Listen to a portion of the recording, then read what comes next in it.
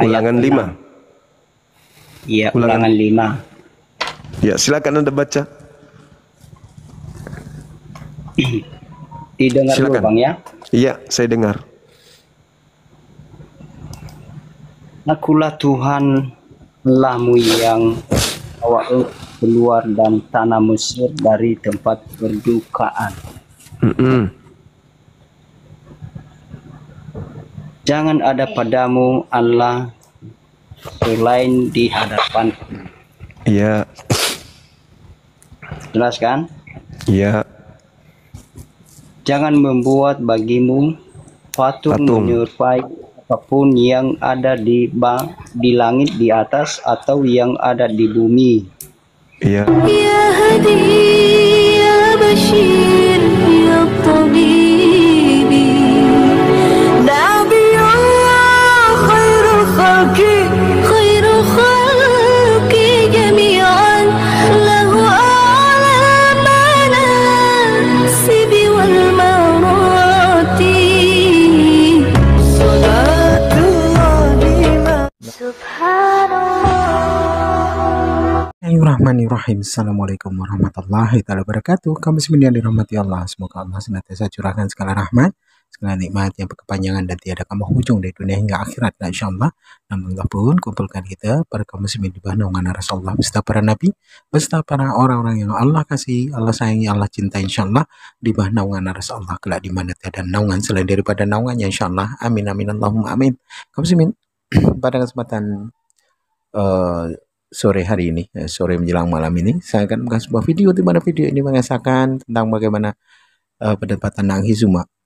Ya. Dan ya seperti biasa, tak dapat pula kita komentari banyak karena memang ya semua Kristen kan sama, ya tidak ada bedanya antara jemaat dengan pendeta, itu sama argumentasinya dan sama saja dalam pola pikirnya. Tidak ada yang bermutu, tidak ada yang berbobot, itulah mereka. Karena menjadi Kristen itu syarat wajibnya, berkali-kali saya sampaikan, itu tadi, mesti bodoh sampai mati. Nah, itu terbukti dapat kita saksikan hari ini. Baik, kaum muslimin, demikian videonya. Coba dibuka. Bentar dulu ya. Saya juga buka. Iya. Kita cari. Siap. Cari dulu ya. Boleh kan? Boleh, silakan. Saya juga akan cari. Ini kebetulan ada Bible saya ini.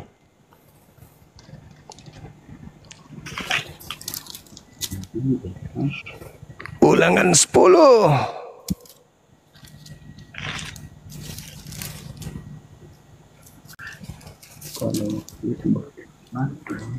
Oke. Silakan.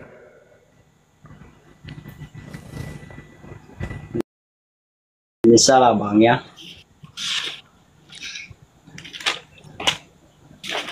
Halo? Iya, halo.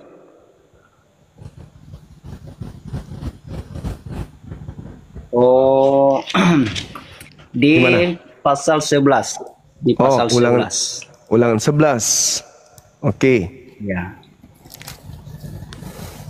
Ulangan 11 nomor.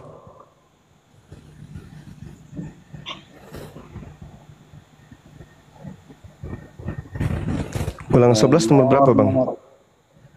25. Ulangan 11 nomor 25. Ya. Coba Anda bacakan ke kita.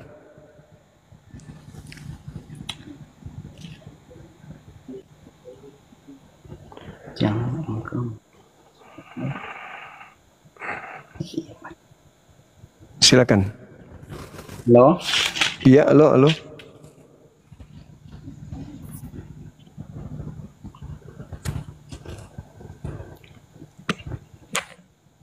Silakan, Bang. Iya, halo juga. Jelas silakan. ya? Iya, silakan. Ya kita cari dulu, bentar dulu.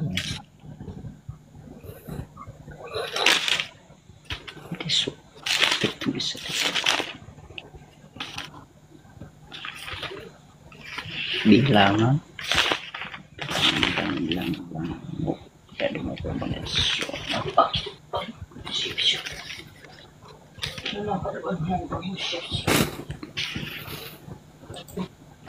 Itu kan.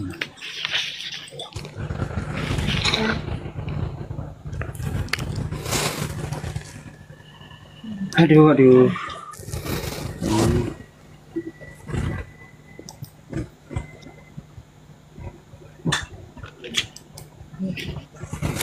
Kalau kami kan diajarkan seruan Nabi Musa itu hanya kepada Bani Israel. Ya, cari pertanyaan yang lain, Bang. Biar aku cari enggak. ini isi. Nah, Kalau kami di Islam menerima pemberitaan melalui Al-Quran bahwa Nabi Musa itu diseru oleh pencipta langit dan bumi untuk menjadi nabi, untuk menjadi utusan bagi Bani Israel saja. Tidak ada beliau diutus untuk seluruh manusia, termasuk diutus untuk orang Indonesia, itu nggak ada. nah ini Bang, kita cari di pasal 5. Ulangan 5. Iya, Ulangan. ulangan 5. Ya, silakan Anda baca. Didengar dulu, Silakan. Bang, ya. Iya, saya dengar.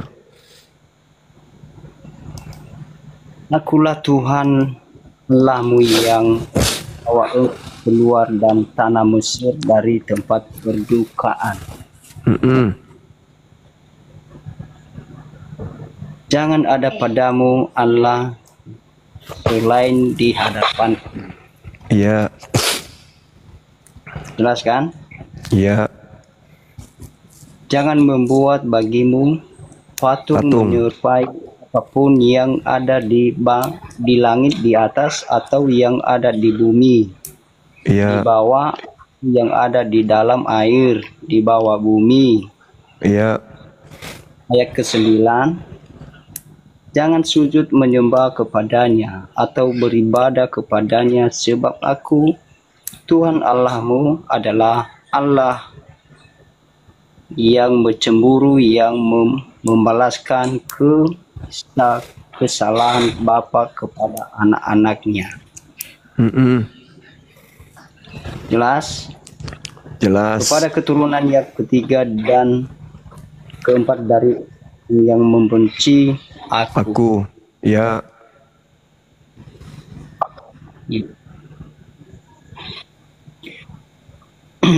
Ayat 16, ya, hormatilah ayahmu dan ibumu iya, seperti yang diperintahkan kepada oleh Tuhan ya, Allahmu supaya lanjut ya, supaya lanjut umurmu dan usiamu. baik kepada keadaanmu Ya, di tanah yang diberikan Tuhan Allahmu iya, kepadamu. ya,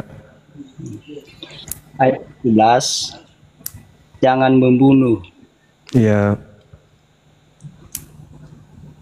Ayat 16, iya, jangan berzina. ya, 19, jangan mencuri. ya, Ayat 20, jangan bersaksi jangan dusta. mengucapkan saksi ya, tentang sesaksi. 21, Ayat 21, jangan mengingini jangan istri sesamamu. dan Ya. jangan meratkan rumahnya dan atau ladang atau hambanya, laki-laki atau hamba perempuan, atau lemah atau keledainya, atau apapun yang punya sesamamu. Oke. Nah, sampai di situ, Bang. Nah, itu Itu seruan, 10 hukum. itu seruan untuk Bani siapa? Nah, Itu perintah kepada siapa?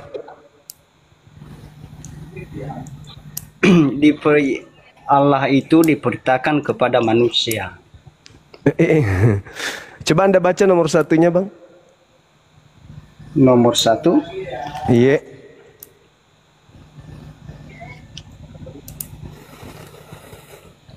mana tadi ini ya? Iya. Ulangan 5 nomor 1 nomor 2. Coba Anda baca. Ulangan 1 dan Iya. nomor 2. Boleh. Ayat 2 kan? Nomor 1 aja. Terlalu panjang nanti. Pasal 1. Pasal 1. Ulangan 5. Ulangan 5 yang tadi. Ulangan 5 yang tadi Anda baca. Oh, ayat 1.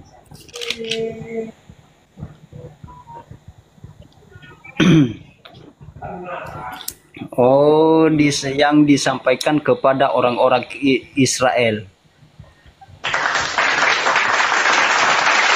Yang saya tanya hubungannya kitab Taurat dengan Kristen, bukan orang Israel.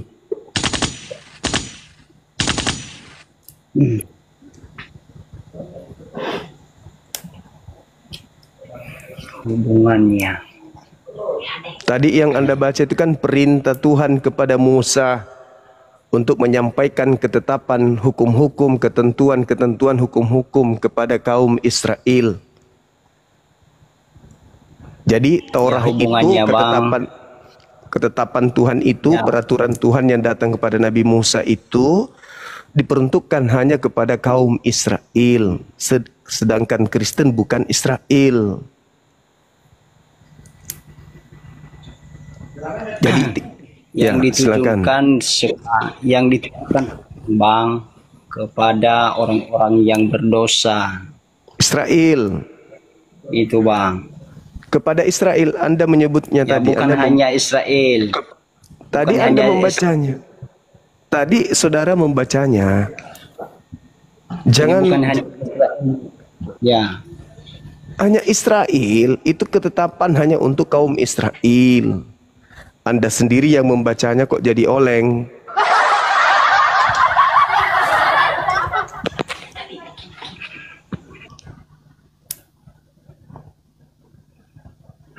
Maka nih solang.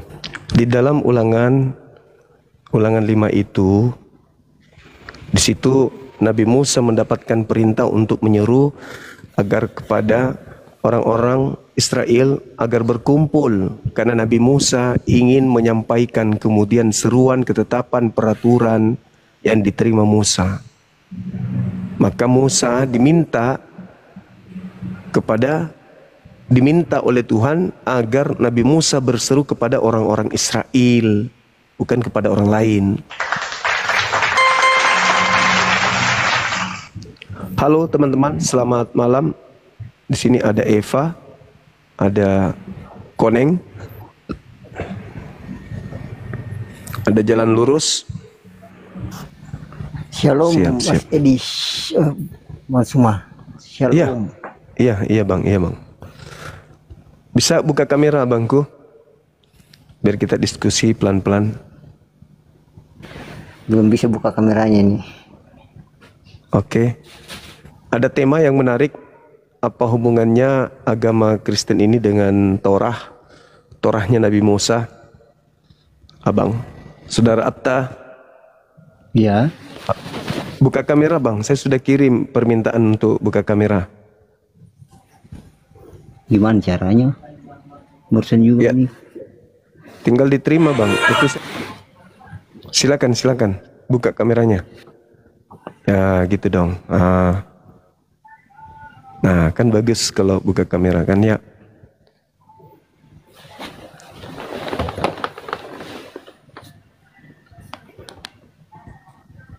Oke. Bisa dijelaskan kepada kami umat Islam ini hubungan kitab Taurat dengan agama Kristen? Taurat. Iya. Hubungan perjanjian lama lah, perjanjian lama dengan saudara Kristen. Apa hubungannya gitu maksudnya bang? Karena kalau yang kami tahu nih, kami tahu dalam Al-Quran, hukum Taurat itu hanya diberikan kepada orang-orang Israel. Tapi mana tahu ada informasi baru dari saudara Kristen bahwa hukum Taurat yang diberikan Tuhan kepada Musa itu ternyata juga berlaku kepada orang Kristen di luar Yahudi. Nah, apakah dalil itu ada? Kalau ada saya ingin tahu. Kami umat Islam semuanya ingin tahu. Karena yang ada di Indonesia ini orang kita, orang Kristen itu mengaku bahwa kitab Taurat itu adalah milik kepunyaan Kristen. Iya. Bahkan kitabnya ini digabung ini. Perjanjian Baru setengah. Ini yang mereka sebut Perjanjian Lama adalah terjemahan dari kitabnya orang Yahudi. Nah, ini yang ingin kami tahu, apa hubungannya kok bisa ada kitabnya Yahudi di Kristen? Ada data mungkin atau ada dalil? Kalau kami di Islam udah final. Ketika Tuhan datang kepada Bani Israel, pencipta langit dan bumi itu menyatakan kepada Nabi Musa, "Ya Musa, inni stafaituka." Jadi Nabi Musa itu ditetapkan kemudian sebagai nabi bagi Bani Israel, membawa Bani Israel keluar dari Mesir menuju kepada tanah yang dijanjikan. Kemudian di ayat lain dikatakan wa katabna lahu fil alwah min kulli syai' mau'idatan wa tafsila. Jadi Nabi Musa diberikan ketetapan, pengajaran-pengajaran, penjelasan yang jelas tentang materi atau tentang syariat yang diperuntukkan untuk Bani Israel. Lalu Tuhan perintahkan kemudian agar Nabi Musa meneguhkan hukum Taurat itu kepada kaumnya Bani Israel. Itu dalam Al-Quran. Nah, kok bisa ada di dalam Kristen yang bukan Bani Israel? Gimana ceritanya? Kok bisa? Padahal kitab itu hanya untuk orang Yahudi. Kenapa ada terjemahannya di agama Kristen? Itu yang masih kami penasaran, Bang. Silakan. Tunggu cari dulu ya. Iya. Silakan. Karena kalau gini, logikanya gini. Kalau mobil bukan mobil kita, tapi kita pakai, lalu kita klaim itu punya kita, itu kan jelas konotasinya sesuatu yang buruk. Mengambil punya orang tanpa izin kan itu pencurian namanya. Itu masalah materi, apalagi mengenai kitab suci. Ternyata bukan kitab suci kita klaim punya kita. Berarti kalau itu betul hanya hasil mengambil punya orang, apalagi terkait dengan kitab suci, berarti bermasalah agama kita ini. Karena berdiri di atas hasil curian punya orang kita ambil. Lalu kita bikin sekte, lalu kita bikin agama. Padahal ternyata kitab itu bukan untuk kita. Gitu, saudaraku. Makanya ada dua agama, Yahudi dan Kristen, menggunakan kitab yang sama-sama mengklaim itu Taurat. Yang satu pakai bahasa Ibrani, yaitu Yahudi. Yang satu pakai terjemahan saja, yaitu orang Kristen. Nah, mana si pemilik yang benar ini siapa sih? Yang pegang Taurat bahasa Ibrani yang asli, atau Kristen yang hanya pegang terjemahan saja? Yang mana si pemiliknya? Karena tidak mungkin dua-duanya pemilik. Pasti ada satu di antara kedua kelompok ini. Nah, yang bukan pemilik inilah yang perlu dipertanyakan. Agama apa itu? Kok bisa cuman terjemahan kitabnya agama orang diambilnya, terus kemudian dianggapnya itu begini, ya? Oke, silakan. Selamat malam, Bang. Malam. Gimana, sehat, Bang? Sehat, makasih. Bagus, Bang. Ya, Saya, Anda juga sehat? Saya sih mau. Ya, puji Tuhan, Bang. Kita Kristen sehat. Alhamdulillah. Masya Allah. Dari Nias? Iya. Iya, Bang. Dari Nias, tapi saya tinggal di Sumatera Utara. Oke, siap-siap. Abang tinggal di mana? Saya di Sulawesi, tepatnya di Makassar. Salam kenal, Bang, ya. Alhamdulillah, iya siap. Kemarin juga sih pernah juga sih naik di Ustadz Yusuf PI ya. Oh iya. Itulah. Ya. Siap. Tapi nggak terlalu pandai kali saya, Bang, hanya belajar sedikit gitu. Iya, harus. Nah, mungkin materi pembelajarnya mungkin sudah sampai kepada seperti kami kan. Ini kan kitab Iya, suci Al-Quran. Iya, Bang. Ini kitabnya umat Islam ini. Kitabnya umat Islam ini memang diutus, diwahyukan dari langit untuk diperuntukkan kepada seluruh umat manusia. Jadi siapapun termasuk Anda, kitab Anda sebenarnya ini. Karena ini diwahyukan kepada seluruh umat manusia. Nah, sedangkan kalau Taurat, kitabnya orang Yahudi, yang dia katakan ini, yang bahasa Ibrani ini, itu diwahyukan hanya untuk kepada kaumnya Bani Israel. Tapi berjalannya waktu, hadir Kristen mengambil terjemahannya kitab ini, terjemahan dari kitab ini, digabung masuk ke dalam berdampingan dengan kitab yang menggunakan bahasa Yunani tadinya. Lalu digabung menjadi satu, menjadilah Bible. Masuk ke Indonesia berubah menjadi Alkitab. Nah, muncul pertanyaan, gimana ceritanya kok kitabnya Nabi Musa untuk orang Yahudi kenapa bisa ada di dalam agama Kristen yang bukan Yahudi? Mungkin bisa dijelaskan ke saya, ke kami umat Islam. Silakan. Ya, kalau saya sih Bang nggak terlalu tahu apa namanya, itu kan termasuk sejarah ya kan. Isi Alkitab ini kan termasuk sejarah peristiwa bumi ini kan begitu. Kenapa ada Alkitab? Kenapa ada peristiwa itu? Ya kan? Kalau menurut saya sekarang kan beradanya di tahun 2025. Jadi kita itu peristiwanya kan apalagi dalam Alkitab ini termasuk Perjanjian Lama itu kan beberapa ribu tahun yang lalu, dan kita tidak tahu bagaimana itu peristiwanya. Tapi setidaknya lewat Alkitab ini tadi kita tahu bagaimana perjalanan umat Tuhan. Salah satunya yang disebut dalam Alkitab adalah bangsa Israel, ya kan? Melalui bangsa Israel inilah kita mengetahui bagaimana peristiwa awal mulanya penciptaan langit dan bumi dan segala isinya, dan begitu juga misalnya Musa mengeluarkan bangsa Israel dari Mesir, begitu juga Daniel ya yang dimasukkan ke dalam gua singa. Jadi melalui sejarah-sejarah itu dan begitu seterusnya perjalanan Israel ini sampai sehingga lahirlah yang namanya melalui keyakinan kami Yesus. Dia lahir juga bagian keturunan dari Daud. Daud ini juga nenek moyangnya adalah Israel.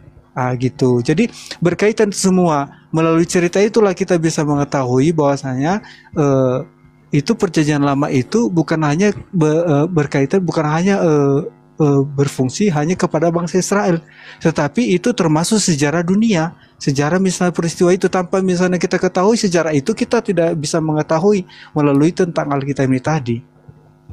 Iya, baik.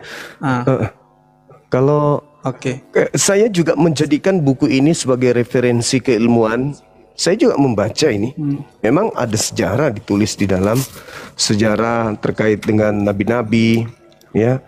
Memang saya pun mengakui itu. Tetapi ketika saya membaca buku ini, ternyata kitab ini hanya untuk orang Yahudi saja.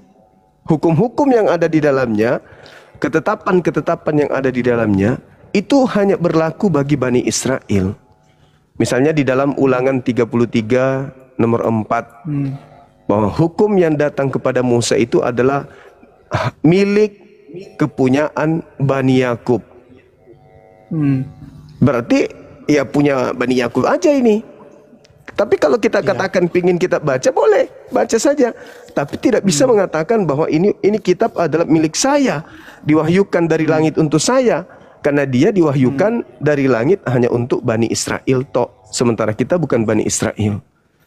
Makanya berarti, muncul gimana? Dari yang abang dari cara penyampaian ini, sebenarnya abang itu yang diselamatkan hanya orang Israel gitu loh. Jadi artinya gini, ketika memberikan misalnya mujizat, salah satunya terjadi di Mesir waktu keluar bangsa Israel itu dari Mesir. Di situ artinya dia menunjukkan kepada dunia bahwasanya Allah yang benar itu adalah Allah dari bangsa Israel.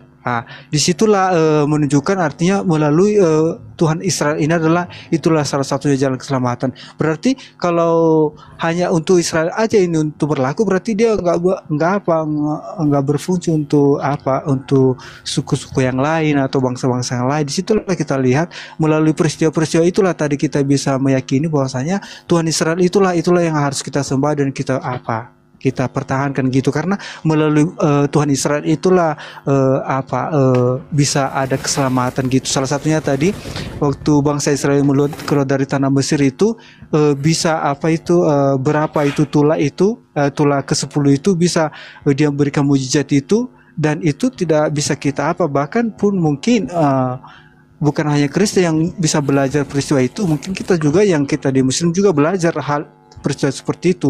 Jadi karena kami sebagai Kristen meyakini dan percaya melalui tadi peristiwa-peristiwa itu, dan berkaitan juga dengan dengan Yesus ini lahirnya juga di dalam tengah-tengah bangsa Israel, suku Israel. Dan kedatangan Yesus ini bukan hanya berlaku untuk bangsa Israel, berlaku juga untuk seluruh bumi, karena di dalam di dalam Matius 28 ya ayat 19 kalau nggak salah itu dikatakan jadikanlah bangsa muridku. Artinya bangsa itu bukan hanya bangsa Israel, seluruh bangsa yang ada di muka bumi ini artinya harus diselamatkan. Bukan hanya satu golongan gitu. Jadi untuk diselamatkan itu bukan hanya satu golongan, Tuhan itu bukan hanya Tuhan untuk satu golongan gitu, tapi Tuhan untuk seluruh umat manusia. Cuman keselamatan itu atau pemberitaan wahyu itu kepada satu suku yang namanya tadi Israel. Baik, Anda punya Bible di situ? Iya, punya Bang. Silakan dibuka Mazmur 147. Mazmur 47 Bang ya. 147. Bentar Bang ya. Silakan. Mazmur 147 Bang ya. Siap. Oke. Ayat berapa Bang? Ayat kedua dari yang terakhir. 19. Ayat 19 ya. Ya, coba. Oke. Ia memberitakan firman-Nya kepada Yakub, ketetapan-ketetapannya dan hukum-hukumnya kepada Israel. Oke. Lanjutnya, data selanjutnya. Ia tidak berbuat demikian kepada segala bangsa, dan hukum-hukumnya tidak mereka kenal. Haleluya. Oke. Apa yang Anda tanggap di situ? Apakah hukum yang Tuhan berikan kepada Yakub, aturan-aturan kepada Israel diberikan kepada bangsa di luar Israel?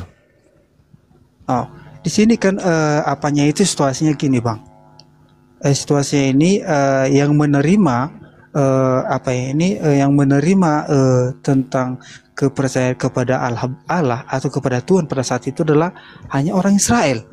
Karena yang di dalam ayat 20 dikatakan ia tidak berbuat demikian kepada segala bangsa, dan hukum-hukumnya tidak mereka kenal. Artinya walaupun disampaikan kepada orang yang tidak percaya, itu tidak akan masuk di akalnya Bang.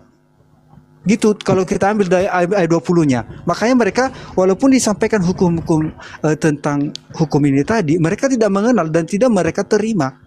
Itu dalilnya dalilnya nomor 20 itu kayak mana bunyinya di sana Bang? Ya, ini nomor 20-nya Bang ya, yang paling terakhir ini dikatakan Bang. Dikatakan di sini dan hukum-hukumnya tidak mereka kenal. Jadi walaupun disampaikan hukum-hukum Tuhan ini, mereka tidak akan menerima. Memang ada perintahnya di situ akan menyampaikan ke bangsa lain, atau aturan-aturannya itu tidak diberikan ke bangsa lain. Kenapa nggak diberikan ke bangsa lain? Karena mereka tidak akan menerima hukum-hukum ini dan mereka tidak mengenal hukum-hukum Tuhan. Karena hukum itu memang hanya diberikan kepada Bani Israel kan? Iya, karena hanya bangsa Israel yang menerima hukum-hukum Tuhan ini. Maka kepada bangsa Israel lah diberikan hukum ini, yang bisa melaksanakan hukum ini. Terus apa hubungannya dengan Kristen kalau begitu? Apa hubungannya dengan Kristen? Oke. Apa hubungannya dengan Kristen? Iya. Kristen ini kutanya dulu sama Abang. Abang kan mungkin Kristen ini apa artinya Kristen? Pengikut Kristus. Oke. Jadi waktu datang Yesus ke dunia ini apa yang diajarkan? Yang diajarkan Yesus kepada Bani Israel adalah Injil, bukan Taurat. Injil ya? Oke. Tolong dulu Bang, dibuka dulu Matius apa Bang? Matius 28. Matius 5 ayat 17 Bang. Matius 5 nomor 17. Ayat 17. Iya. Apakah di situ Yesus mengatakan bahwa dia diutus untuk seluruh bangsa? Gini maksudnya Bang, karena biar Iya. supaya tahu kita dulu Bang, biar supaya tahu kita kan. Iya. Tujuannya kenapa apa itu? Ini bukan masalah untuk bangsa Bang. Karena yang Tidak, diajarkan Yesus itu kan masalahnya untuk keselamatan. Masalahnya Yesusnya yang mengatakan kalau dia itu hanya untuk Israel. Dia tidak pernah mengatakan aku diutus untuk bangsa lain.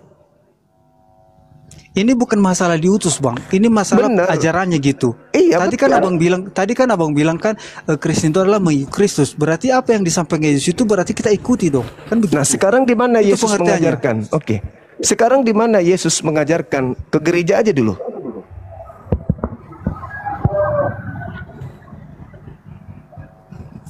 Tujuan bergereja itu menurut abang apa? Gimana? Tujuan bergereja itu untuk apa menurut abang? Menyembah Kristus. Ah itu. Nah, di mana Yesus mengajarkan menyembah dirinya? Di mana? Ya, kan dikatakan di sini itu kan gereja itu kan untuk bersekutu. Iya, bersekutu Untuk menyembah memuji memuliakan nama Kristus. Tuhan. Menyembah Ah. Kristus, menyembah Kristus. Sekarang Yesus anak Maria di mana dia mengajarkan untuk menyembah dirinya? Oke, saya bacakanlah dulu ini Bang, yang Matius 5 ini ayat 17 kan. Mungkin abang Iya. tidak bisa baca ke sana kan. Saya bacakan dulu Bang ya. Saya Di dalam tahu ayat itu, Bang. 17, Jangan Yesus kamu sudah menyangka. Kan itu. Gini Bang, maksud gini, mungkin kalau abang mungkin udah paham, mungkin penonton belum paham tentang ayat ini kan. Jadi supaya kita tahu kan, karena tadi yang saya sampaikan, yang abang bilang tadi, Kristen itu adalah pengikut Kristus. Jadi apa yang disampaikan Yesus itu adalah ajaran kebaikan kan begitu. Oke, sabar dulu. Sabar dulu. Saya bertanya sebelum Anda baca dulu. Saya ingin gali wawasan Anda ini. Janganlah kamu. Saya ingin tahu. Kamu di situ maksud Yesus siapa?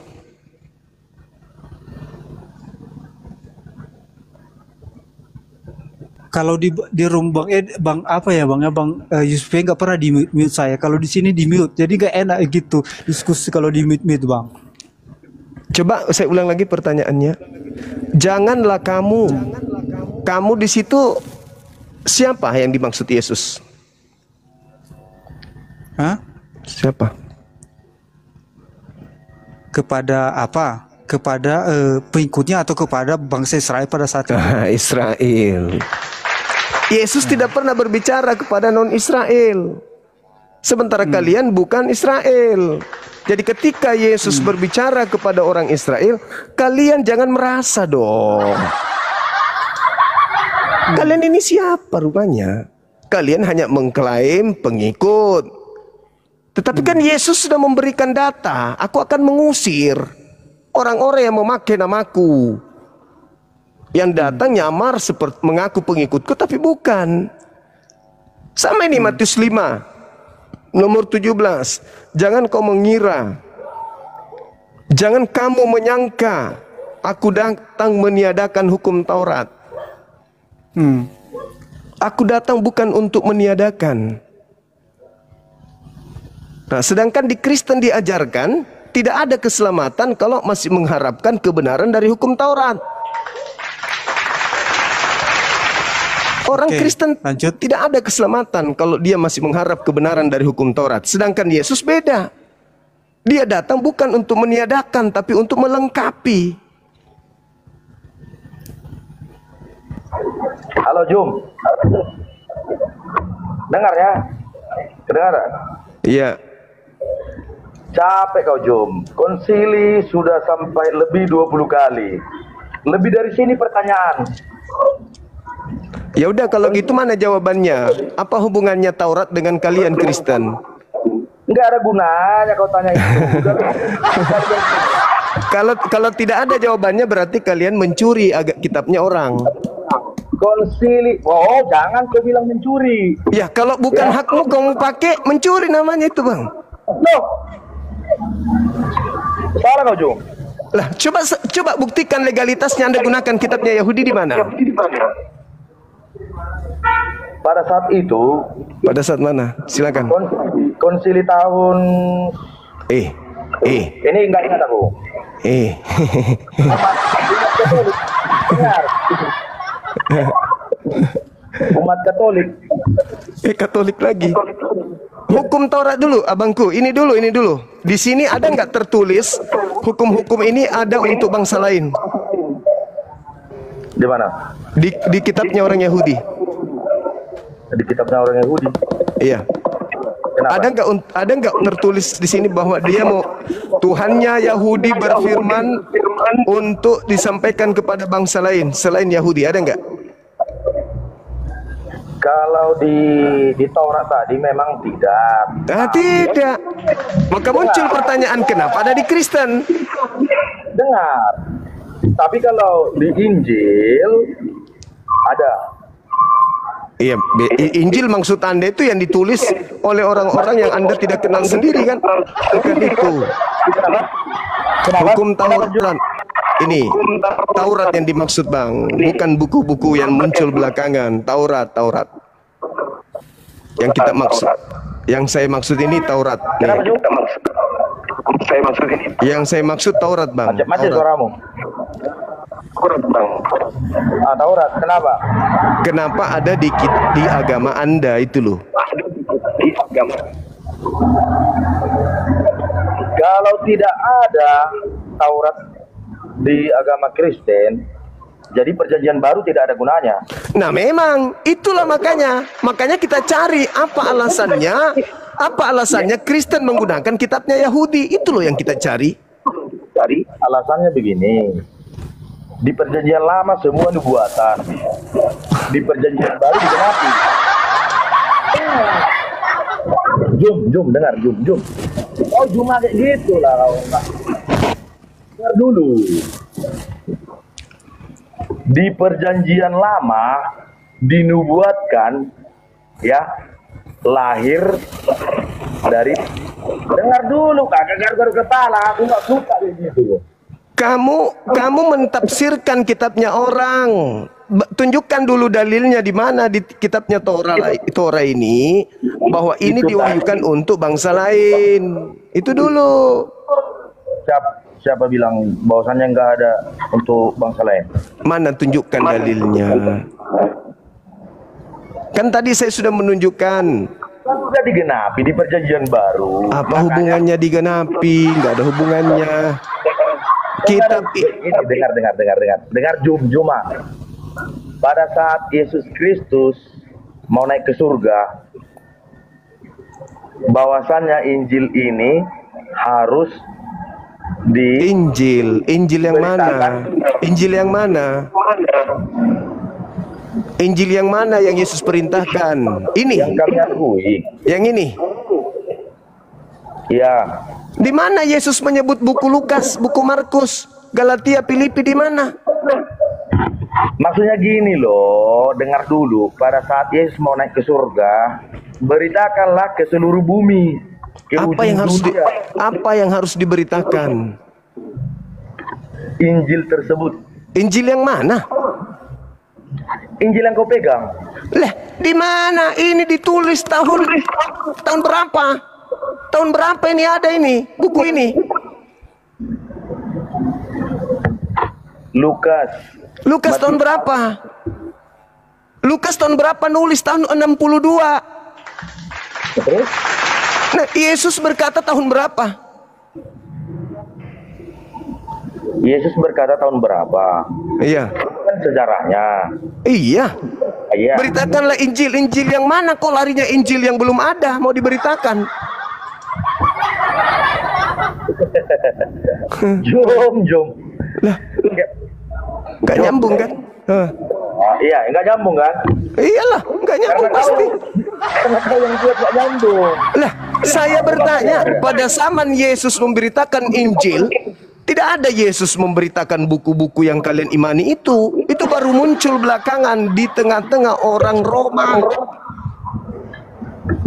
Begini loh, Jom, dengar. Pada saat Yesus berbicara, kan dikatakan Injil ini harus disebarkan ke Injil ujung. yang mana? Injil yang mana? Injil yang mana?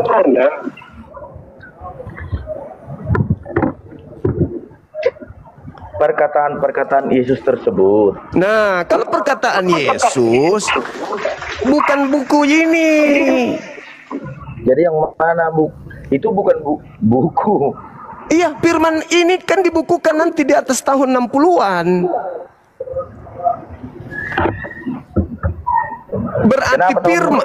Berarti firman yang Yesus perintahkan disampaikan itu adalah dirinya utusan Tuhan kepada Bani Israel, mengajarkan Bani Israel kemudian untuk menyembah hanya kepada Tuhannya dan mengimani dirinya sebagai utusan untuk Bani Israel. Itu bukan dia adalah Tuhan, dia adalah inkarnasi Tuhan.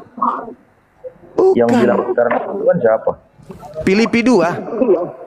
Apa dibilang inkarnasi Tuhan gitu? Iya, Tuhanmu inkarnasi menjadi manusia. Itu kan ajaran berbeda, bukan ajaran Yesus. Jadi yang saudara imani ini bukan Yesus Mesias yang datang kepada Bani Israel. Yang Anda imani ini adalah Mesias lain. Kau tahu itu? Tahulah. Yesus kan yang mengajarkan. Yesus mengajarkan kepada muridnya agar waspada kepada Yesus lain. Berarti itu yang asli yang ngomong kan? Yang asli yang ngomong, yang untuk Bani Israel. Sedangkan yang kalian ikuti bukan Yesus Israel, yang kalian ikuti Yesus Romawi. Makanya ketika saudara ditanya apa hubungannya? Apa hubungannya kitabnya orang Yahudi dengan Kristen? Kalian menghubung-hubungkan padahal nggak ada. Itu masalahnya itu di situ, Bang. Oke, Bang. Siap. Karena tadi kalau saya gitu ngargai kalau lagi ngomong yang satu ya udah fokus ke situ dulu kan gitu. Nah, gitu sih saya, Bang. Kalau Iya, mungkin saya bagus. jawabkan pada gitu. Ya, silakan, Kita silakan. juga jadi sini ya Bang ya, di dalam Matius 28 ayat 16 di sini katakan perintah untuk memberitakan Injil. Ayat 16 dikatakan di sini dan ke-11 murid itu berangkat ke Galilea, ke bukit yang telah ditunjukkan Yesus kepada mereka. Ayat 17, ketika melihat mereka menyembahnya, tetapi beberapa orang ragu-ragu. Yesus mendekati mereka dan berkata, "Kepadaku telah diberikan segala kuasa di surga dan di bumi. Karena itu pergilah jadikanlah semua bangsa muridku dan baptislah mereka dalam nama Bapa dan Anak dan Roh Kudus, dan ajarkanlah mereka melakukan segala sesuatu yang telah kuperintahkan kepadamu, dan ketahuilah aku menyertai kamu senantiasa sampai kepada akhir zaman." Jadi sini katakan Termute, jangan di-mute. siapa yang mute, Bang? Moderator kayaknya. Silakan. Baru kali ini Bang ya, aku udah 6 kali gabung di Roof apa itu UPI, nggak pernah di mute Bang. Jadi Saya juga, tolong disampaikan dulu, Iya. tolong disampaikan sama moderatornya, jangan di mute itu nggak apa gitu, nggak etis lah. Nggak usah Betul, dibuka betul. room ini kalau di mute kan gitu. Iya, betul. Saya Itu kan mengacau. kan orangnya sopan, saya kan orangnya sopan Bang, nggak ngehujat Iya. kan. Betul. Jadi kalau terkecuali kalau hujat ya nggak apa-apa. Saya maklum kalau di mute. Iya, tolong dibawa, saya hapus moderatornya nanti ya. Kalau sembarang mute orang lagi bernarasi gitu. Oke Bang, Silakan, saya ulang Bang ya. Lanjut aja. Enggak, saya nggak tahu sampai di mana tadi. Itu dia katakan pergilah beritakanlah Injil kepada seluruh makhluk. Sorry. Oke. Jadikanlah seluruh bangsa. Di sini dikatakan Bang, di dalam ayat 19 tadi katakan, karena itu pergilah jadikanlah semua bangsa muridku dan baptislah mereka dalam nama Bapa dan Anak dan Roh Kudus, dan ajarlah mereka melakukan segala sesuatu yang telah kuperintahkan kepadamu, dan ketahuilah aku menyertai kamu senantiasa sampai kepada akhir zaman. Itu dalam Matius 28 ayat 19 atau tadi dari ayat 16. Jadi di sini semua orang, jadi artinya tidak terbatas. Tidak bukan oknum tadi, bukan hanya kepada kaum Israel, tetapi semua orang. Yang namanya orang berarti bukan dibilang di sini tadi hanya kepada bangsa Israel. Itu Bang, yang bisa saya tanggapi sedikit dari pertanyaan Abang tadi. Oke. Dari mana dasarnya itu orang Kristen itu mengatakan ajaran itu mengapa mereka tiru-tiru. Jadi di sini Bang sudah disampaikan di dalam Matius 28 ayat 19 dan 20. Terima kasih Bang. Oke. Jadi gini ya, saudara, itu diucapkan oleh sosok yang keluar dari kubur, betul? Maksudnya Bang? Di Matius 28 itu ucapan oknum yang keluar dari kubur. Oke, lanjut. Iya kan? Iya kan? Yesus di Yohanes 17:8 mengatakan, segala firman yang engkau berikan kepadaku telah aku sampaikan kepada mereka. Segala firman yang Tuhan berikan kepadanya sudah Yesus sampaikan kepada murid-muridnya. Sedangkan muncul lagi ada orang yang keluar dari kubur berkata, kepadaku telah diberi kuasa baik di langit maupun di bumi. Pergilah, jadikanlah seluruh dunia, seluruh bangsa menjadi muridku. Nah sekarang, kalau itu adalah Yesus Bang, berarti yang disalib ini adalah orang yang dikutuk. Yesus yang dikutuk.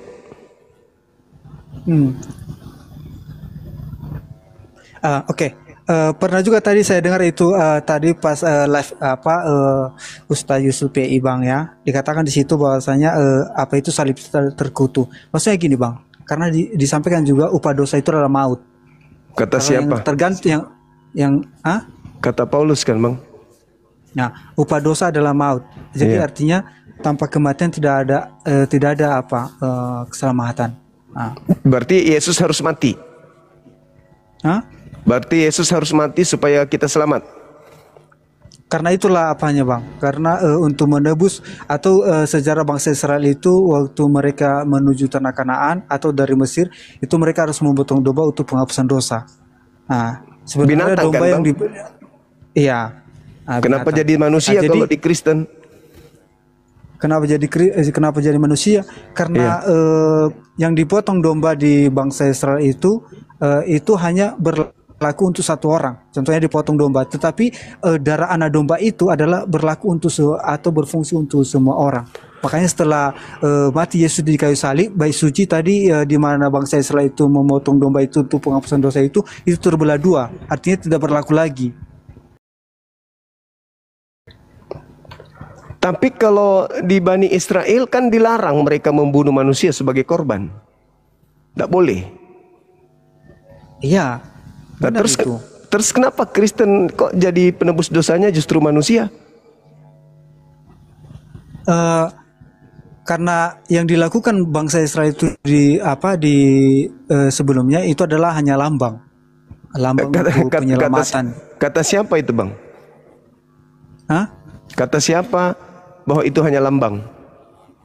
Karena jikalau bangsa Israel itu waktu mereka keluar dari Mesir itu mereka tidak memotong domba untuk penghapusan dosa, mereka akan binasa. Karena waktu mereka keluar dari Mesir itu, kalau pada siang hari mereka ditutup dengan tiang awan, kalau pada malam hari tiang api, artinya mereka bersama-sama dengan Tuhan. Jadi kalau mereka tidak menguduskan diri mereka di hadapan Tuhan pada saat mereka menjalani dari Mesir menuju tanah Kanaan, mereka akan binasa. Jadi artinya karena seandainya Yesus tidak datang ke dunia, satupun orang tidak ada kesempatan untuk diselamatkan karena mereka selalu berbuat dosa. Jadi karena dikatakan di situ, karena begitu besar kasih Allah akan dunia ini, kan di dalam apa itu Bang? Dalam Yohanes 3 ya. Sebentar dulu Bang ya. Kalau saya buka dulu Bang ya, di dalam Yohanes 3 ayat 16 itu ya. Iya, ayat 16. Saya bacakan dulu Bang ya. Dalam Yohanes 3 ayat 16, karena begitu besar kasih Allah akan dunia ini sehingga ia telah mengaruniakan anaknya yang tunggal supaya setiap orang yang percaya kepadanya tidak binasa melainkan beroleh hidup yang kekal. Jadi artinya karena begitu besar kasih Tuhan kepada dunia, bukan hanya kepada bangsa Israel tetapi seluruh dunia, makhluk yang ada di bumi ini, maka dia mempersembahkan anak yang tunggal. Ya, karena begitu kasih, karena tidak ada lagi kesempatan untuk diselamatkan, maka Tuhan itu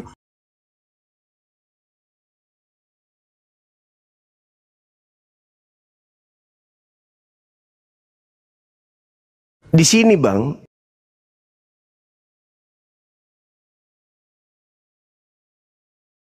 di dalam kitab Imamat, apabila yang berdosa itu adalah adalah hamba sahaya atau Yahudi yang tidak strata hidupnya rendah, maka mereka diperintahkan kemudian mengorbankan kambing. Kalau imam, domba. Kalau seluruh Israel, maka mereka diwajibkan mempersembahkan lembu. Imamat 4 nomor 13, nomor 14 dan seterusnya. Tidak ada di dalam ajaran Yahudi kalau seluruh orang Yahudi berdosa maka potong orang. Gak ada, Bang. Seluruh orang Yahudi yang berdosa maka korban yang harus dipersembahkan adalah Imamat 4 nomor 14, lembu. Lembu jantan harus mereka persembahkan untuk seluruh orang Israel. Bagaimana korban di luar Israel? Tidak ada di kitab ini. Malah ada di dalam kitab ini Imamat 18 nomor 21, jangan kau mempersembahkan anak manusia kepada dewa Molok, karena aku Tuhan, aku sendiri Tuhan yang akan membinasakan mereka yang mempersembahkan manusia kepada dewa Molok. Jadi tidak ada dalam konsep Yahudi mempersembahkan manusia apalagi Tuhan. Imamat 1 nomor 2, katakanlah kepada orang Israel, apabila mereka hendak mempersembahkan kurban penebus dosa kepada Tuhan, hendaklah mereka mempersembahkan domba, kambing, sapi, lembu. 4. Nah, dari mana dasarnya hukum-hukum itu yang datang kepada Bani Israel itu berubah menjadi orang yang harus korban? Makanya saya bertanya tadi, ketika saudara berkata bahwa yang keluar dari kubur itulah yang berkata kepadaku telah diberi kuasa. Saya katakan, Bang, bahwa yang disalib itu bukan Yesus manusia anak orang. Bukan Yesus anak Maria yang disalib. Tapi yang disalib itu adalah orang yang dikutuk oleh Tuhannya Yahudi. Oke, Bang. Silakan. Bisa saya jawab, Bang, ya? Silakan. Memang kalau kita bawa dengan yang abang sampaikan itu bisa diterima bahwasanya tidak akan mungkin manusia dikorbankan untuk penghapusan dosa, kan begitu kan? Hanya dari sejarah Israel tidak pernah mereka korbankan. Bahkan Abraham ketika dia mau menyembelih Isa untuk dikorbankan kepada Tuhan, maka Tuhan menyediakan domba, kan begitu ya, Bang, ya? Diganti, iya.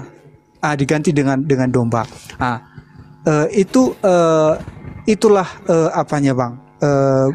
Karena kalau hanya itu dilakukan hanya kepada bangsa Israel untuk pemberian domba, itu berarti hanya bangsa Israel yang diselamatkan. Tetapi melalui Yesus, Bang, melalui Yesus artinya bukan hanya bangsa Israel yang diselamatkan, tapi seluruh umat manusia, ya, seluruh umat manusia. Yesus mengaku, aku diutus hanya kepada domba yang sesat dari umat Israel. Dia tidak pernah mengaku diutus untuk seluruh dunia. Ya, dari sinilah kita lihat tadi, Bang, dari Matius 28 tadi. Itulah yang saya katakan, saudaraku, itu Yesus lain. Karena dari mana kita tahu dia Mesana lain, Bang? Karena ini kan disampaikan kepada murid-muridnya. Itu saya ulang lagi, buka ya, Bang. Ini dikatakan loh, Bang. Di dalam Matius 20 Matius 28. Saya kembali ke situ, Bang, supaya lebih kita. Di dalam Matius 28 ini, di dalam ayat 16 ini dikatakan, Bang, ya. Perintah untuk memberitakan Injil, itu judulnya, Bang, ya. Dan 11 murid.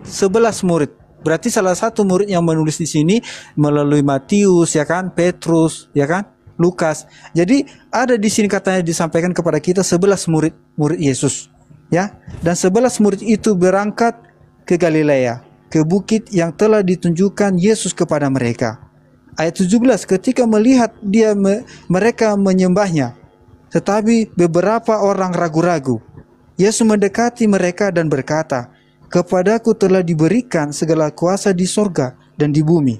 Nah, jadi di sini kita sudah memberikan kepada kita jawaban sebagaimana tadi yang abang bilang itu tadi, beda Yesus yang mati atau yang bangkit. Nah, di sini kita lihat berarti ini yang bangkit ini Yesus ini di antara yang mati, dia katakan di sini murid-muridnya gitu loh. Bukan Yesus itu, Bang. Saya jelaskan sama saudara ya. Ketika Yesus berbicara di dalam Matius 24 nomor 24 nomor 4 nomor 5, orang-orang murid-muridnya datang ke Bukit Zaitun. "Guru, apa tanda kedatanganmu?" Yesus menjawab, "Waspadalah kepada penyesat yang datang kepadamu dengan memakai namaku dan berkata, akulah dia, akulah Kristus. Jangan kamu percaya. Mereka akan menyesatkan banyak orang." Nah, Yesusnya mengatakan akan datang penyesat memakai nama dia.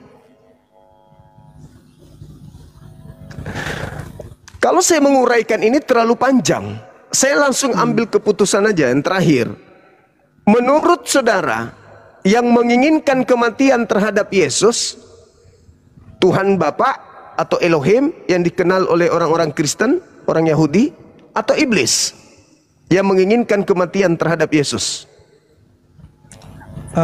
Kalau sesuai yang saya pelajarin selama ini, Bang ya, sesuai yang saya pelajarin selama ini, tanpa kematian Yesus di kayu salib maka tidak ada yang selamat. Itu Paulus. Itu nanti belakangan. Maksud saya sebelum penyaliban, yang menginginkan terjadinya penyaliban atau terjadinya pembunuhan, ya, Tuhan atau iblis? Iblis, Bang. Kenapa bilang? Iblis Kenapa kan? bilang, Bang? Kenapa? Kan gitu kan? Kenapa? Iya. Karena iblis tidak biar saya jelaskan. Menurut yang saya pahami, Bang ya. Kenapa diinginin iblis untuk mati Yesus supaya tidak tersebar misalnya kebenaran ini? Justru tersebar setelah dia dibunuh. Maksudnya gini loh, Bang. Miliaran manusia malah menyembahnya. Selama 3 tahun setengah Yesus mengabarkan firman Tuhan, pada saat itu iblis sudah berencana untuk apa? Membunuh. Untuk membunuh Yesus. Di dalam Matius apa? Di dalam Matius Matius 4 itu, Bang ya. Ya waktu Yesus dibawa ke padang gurun, bahkan ditawarkan misalnya berbagai macam supaya jatuhkan dirimu ke apa? Artinya iblis sudah berencana supaya gagal misi Yesus itu untuk memberitakan Injil ini tadi. Oke, saya ulang lagi pertanyaan saya. Yang menginginkan kematian kepada Yesus, Tuhan atau iblis? Anda menjawab iblis. Berhasil nggak iblis membunuh Yesus? Berhasil. Apa upah yang Anda terima atas keberhasilan iblis? Ya, artinya setelah mati Yesus di kayu salib, artinya dia sudah mengalahkan misalnya setan itu tadi. Artinya walaupun dia digoda, artinya kematian Yesus itu tadi, disitulah suatu kemenangan. Kenapa? Dia merusuh iblis kan, dia sudah merasa sudah merasa berhasil dia membunuh Yesus melalui apa? Melalui orang Israel. Kan yang mengalu-alukan untuk membunuh Yesus kan bangsa Israel. Kenapa dia lalukan untuk membunuh dia? Karena pada saat itu pemimpin agama di Israel itu mereka tidak mengingini Yesus ini dia yang paling top, ya kan? Kalau kita lihat misalnya di dalam Alkitab ya, di dalam waktu Yesus memberikan makan 5.000 orang, ya pada saat itu banyak pengikut Yesus ini yang percaya kepada Yesus itu bahwasanya dia membawa jalan kebenaran gitu. Artinya banyak yang mau diselamatkan. Pada saat itu ahli-ahli Taurat ini atau orang-orang Farisi yang misalnya berusaha untuk menjatuhkan Yesus ini, misi Yesus ini, karena mereka tidak akan didengarkan lagi gitu loh. Pada saat lagi Yesus memberikan ilustrasi kepada mereka, kalau kalian tidak dilahirkan kembali seperti apa, kalian tidak akan masuk surga. Masa kalau datang misalnya orang-orang ahli Taurat mengatakan bagaimana bisa dilahirkan kembali? Artinya di situ termasuk adalah baptisan. Jadi misi Yesus itu adalah bagaimana supaya lebih banyak lagi yang mendengar firman Tuhan. Tapi iblis berusaha, tetapi walaupun Yesus sudah mati, berhasil tadi iblis untuk menghasut manusia pada saat itu adalah orang. Demikian tadi Kaum Muslimin ya, yang dimana perdebatan itu berlangsung dan bagaimana argumentasinya orang-orang Kristen ya seperti itu adanya ya. Berbagai macam dalil-dalil ya yang ada di kitabnya orang Yahudi maupun yang ada di kitabnya orang Kristen itu sendiri ya, ketika akhir Jumat itu memaparkan dari segala sesuatu apa yang menjadi hujahnya sebagai dalil-dalil pendukung argumentasinya, hujahnya. Namun orang Kristen mengingkarinya dengan menjawab segala asumsinya. Segala sesuatu apa yang mereka karang-karang sendiri, mereka buat-buat sendiri ya, tidak mau terima dari apa yang tertulis di dalam kitab mereka sendiri. Nah, ini menjadi sebuah kerancuan di dalam kekristenan itu. Mereka ini sebenarnya beriman itu berdasarkan apa gitu ya? Berdasarkan hawa nafsunya kah atau berdasarkan kitab sucinya kan gitu ya. Karena memang tidak ada yang dapat logik dari sekian banyak Kristen ketika mereka berhujah. Itu semuanya mereka ngarang cerita, memutar-mutarkan lidahnya ya, membelit-belitkan lidahnya macam ular kawin ya, sehingga apa yang disampaikannya terlepas dari akal logika. Jadi umat muslim ya ketawa-ketawa. Maka tak heran kalau Kristen itu ketika menguap ya dalam berdebat membuka mulutnya itu baru belum juga terbuka mulutnya ya kan, belum juga ngomong baru nguap mereka itu sudah kita potong. Karena apa? Kita sudah tahu dari apa yang mereka sampaikan itu dusta gitu ya. Jadi harap dimaklumi saja kalau kita potong-potong, bukan kita tidak mau memberikan ruang bagi mereka untuk mempertahankan keimanannya ya, tapi kalau disuguhi dengan asumsinya sendiri ya memuakkan. Karena ya apa yang kita sampaikan itu dalil dilawan dengan asumsi kan tidak logik gitu. Baik kaum muslimin, mungkin hanya itu saja yang dapat saya sampaikan dan saya akhiri video saya ini. Wassalamualaikum warahmatullahi wabarakatuh. يا هدي يا بشير